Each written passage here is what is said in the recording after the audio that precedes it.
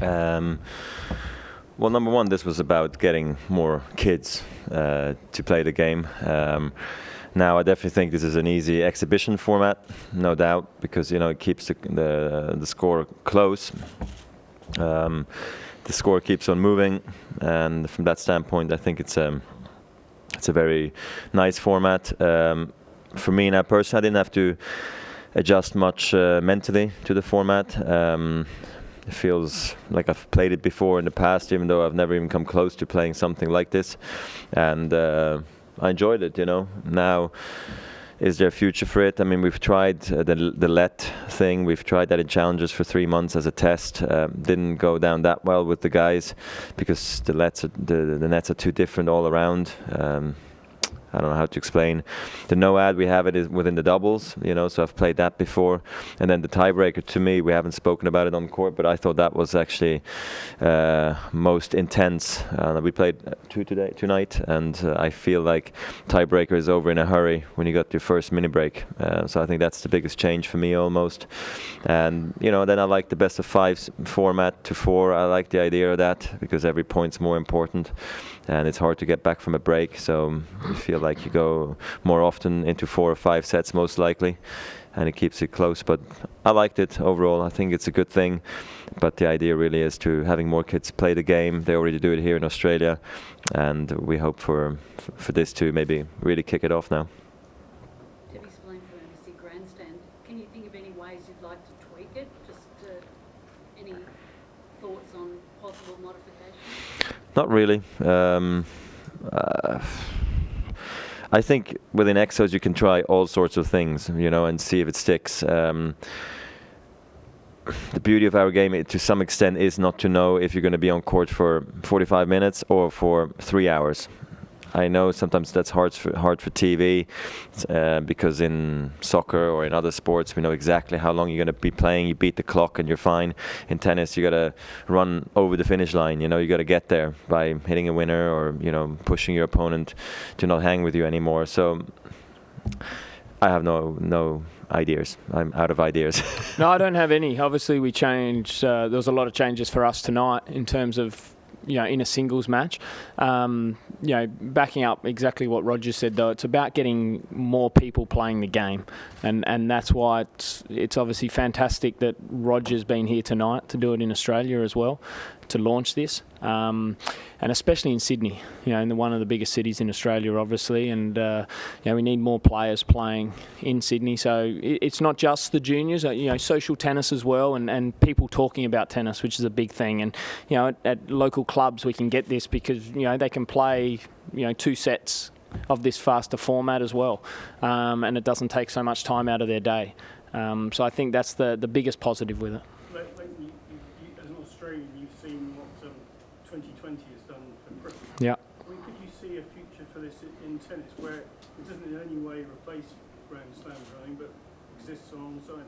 Yeah, well, we just played in the IPTL as well, which is, a format that, obviously had a lot of different rule changes and was based on the 2020 of cricket. To try and pump up tennis in Australia, I think this is important, and obviously doing it with Roger and myself here leading into the Australian Open, and then Rafa doing it as well down in Melbourne in a couple of days. I think it's great for our game, and as I said, just to build momentum in Australia about our sport.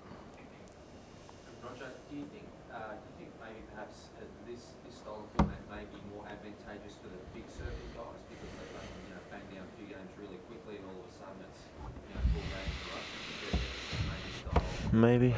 I mean, possibly. I don't know what the stats are if the bigger server wins breakers more often. I think that probably is the stat that would be more important than actually just being able to hold serve, because also the big guys also have struggled more with breaking serve, but it's really the breakers that are over in a hurry. Yeah. Really. Well, I think tonight as well, we didn't come down to it, but it's obviously interesting if you're playing a big server like a Karlovic or Isner, and it comes down to that last point, and they're serving in that tie break where it's 4-all. It's a slight advantage then for them. Even though we get to choose the side, sometimes that doesn't make a hell of a lot of difference to the receiver against those big servers. Maybe one serve might be the next extension of cutting 2 down to 1.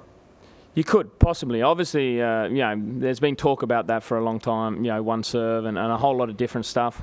We have a lot of great things about our game, though, that you want to keep the tradition. But obviously, in this kind of format, you can tinker with little things such as that.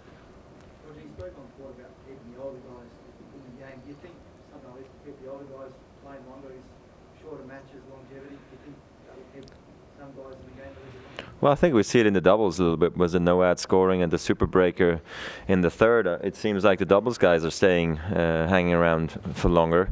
In singles, it's hard, I think it's also the motivation for the guys to do it time and time again, because there is so much more running going on. It's so much more physical. That clearly it's an idea to cut it down a bit, like you do a fast format, and.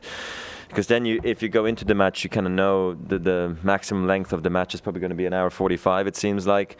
And that mentally it's just a good thing to know. You don't have to pack, 7 shirts. You might only have to pack 4 shirts. You only have to string a certain amount of rackets. Like it's a more controlled environment, it seems like, especially if it be brutal heat or very humid.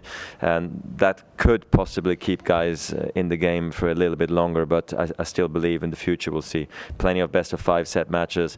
That's at the end of the day in those kind of matches or in tough best of 3 sets, 5 days in a row, you just got to be able to back those up time and time again if you want to play at the top. So I don't know if a change of format is just going to keep the guys in the game for longer. What's your schedule from here, Roger? Rest. I need to relax a little bit here, so I'm going to take a couple of days off probably, and then, or not probably, for sure, and then I'll get back on the practice courts probably on Thursday, and then I might take another day off before the tournament gets underway. So you're going to stay up here, or are you going straight? No, I'm going back to Melbourne to meet the family there. How do you feel physically? You seem to have quite a busy off-season, and you've obviously had a pretty demanding first week, 10 days of the year.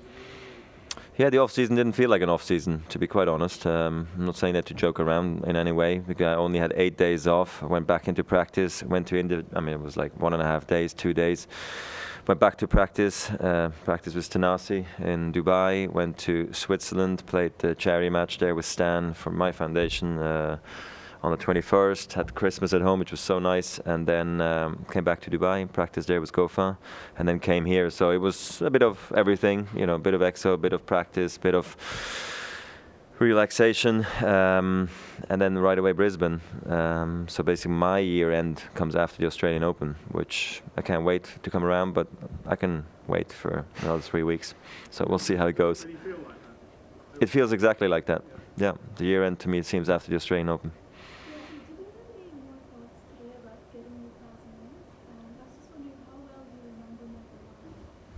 How well do I remember? Oh, the first one. Yeah, I do actually remember it quite vividly. I qualified in Toulouse in '98 and played Guillaume Rogue's first round. He came from Davis Cup in Israel, I remember, and he was totally tired. And then I came out and I played already great in qualifying, and I beat him 6-2, 6-2, and he looked so tired, and I totally took advantage of it. And then I ended up winning my second match against Richard Fromberg, I remember, in the second round, and I almost had chances against Simmerink in the quarters. So that was a breakthrough tournament for me after having played Gstad, earlier in the year. And then a little later I played Agassi in Basel, my hometown. So it was a very interesting period of my career because I was bouncing around between juniors and professionals. I think I played the US Open finals in the juniors again. I lost to an Albanian there as well in that spell. So I remember it very clearly. It was a great match, and wouldn't have guessed it would have been my first of the 1,000, but it's great. Yeah, when I got to the hotel and they had this, I posted it, even the picture of the 1,000. I was like, it's a crazy number. It's just so long, and it's so good. It looks so great, so grand, and everything. So now we're on to 2,000, right? No, thank you. Anyway, no, I must say, it feels very special. But and probably it's just a great time as well right now between Brisbane and the Australian Open to get it over and done with, and I think it gives me great motivation going into the Australian Open, I must say. Body up today from yesterday? How long today do you feel like you can continue to wrestle 6'5", 24-year-olds? It's all right. You know, today clearly you feel like you want to enjoy it as much as you can. The whole format, the crowd, it was amazing doing it with Lleyton, who I've had such great rivalry with over the years. And it's a friend now. I mean, I must say, we've seen each other for so long that doing something away from all the matches as such, you know, is great. Something to promote tennis in this country that has seen so many great players come from.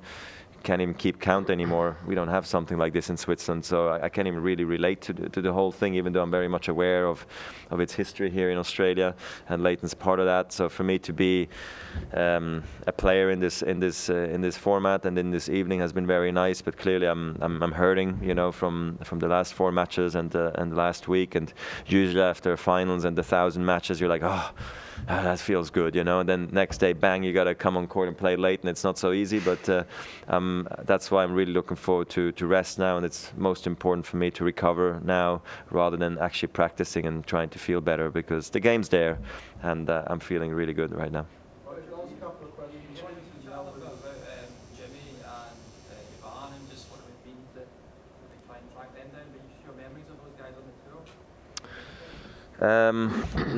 A little bit, not much to be honest, but you know, like I said, it was never a goal of mine to reach 1,000. It feels very special now, and the last thing I'm going to do is trying to think of those guys, what they did, and I have to beat those guys and have to match it and have to pass them. That's totally beside the point. They did great things. They were unbelievable players, incredible longevity, and those are inspiring numbers, no doubt about it, but it's not a goal of mine. Roger, you headed to Melbourne with perhaps a different feeling of confidence? Last year, you mean, compared to?